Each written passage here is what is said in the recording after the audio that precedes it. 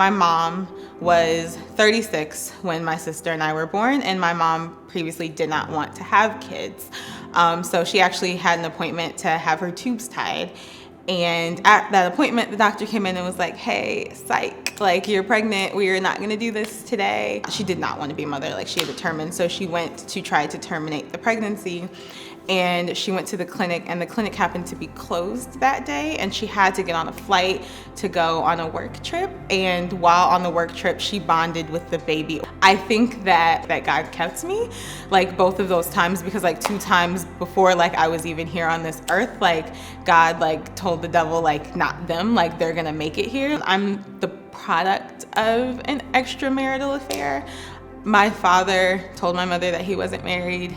He was, and my mother didn't find out until my sister and I were 6 years old. A lot of the relationship between like my mother and father, like, I know that he loved her in his own way. It was very unhealthy. I first came to church when I was 16 because my friends went to church and they were like, hey, do you want to come with us? And I was like, sure. It was my just like introductory to like Jesus and the community of God.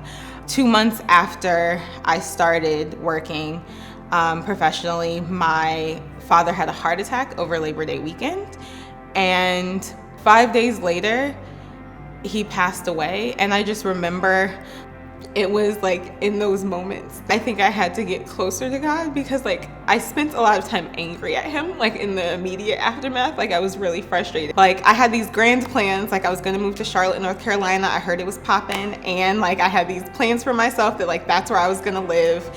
And God had other plans for me. After my father's passing, I moved to New York. And then one of my friends, Jerica, she invited me to C3. This is very unlike anything that I've ever known in church. It was very different for me. And she invited me to Daughters. And it was at the Daughters conference in 2017 that I really felt God telling me that like, this is where I'm supposed to be. This is my home.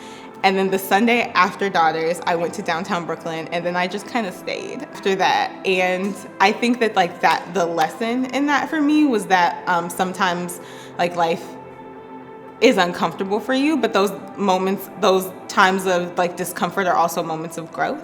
And like I think I've grown the most in like my walk with God in my time at C3. And I think that oftentimes like I sell myself short in like what like my plans for my life, but like God his plans are so large for me that like I couldn't even fathom them.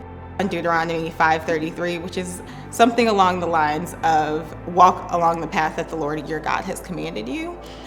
Someone else's like walk with Christ is waiting for your obedience. Even when I'm feeling tired or I'm feeling like overwhelmed or anything like that, I remember that like no matter the emotions that I'm feeling, there's the thought that someone else might not meet Jesus because I'm not doing what I'm supposed to be doing is actually like the larger burden, and it's too great of a burden for me to bear, and I don't want to ever feel that way. God kept me. He told the enemy not them. So if he told the enemy not them and he kept me on this planet and I'm supposed to be here, then like how dare I walk out of alignment? How dare I like decide that I want to do my own thing when in reality like every blessing that I've ever had in life, and like I've been throughout all of my trauma, like I can still see that like I've been extremely blessed. Like God has been so good to me. Like I go back to like where God has brought me from, and I remember all of the things that he brought me through, and like all of the times that like I was planning things for my life and they were so much smaller than like what he planned. And like I just try to remember that like, Alexis, it's gonna be okay. Like God's plans are so much bigger than this. Like you think this is gonna be great, you think this is gonna be grand, like multiply it by like 1,000,000. And like that's God's plans for your life. That's his love for you. That's like the journey he's gonna take you on if you just like surrender.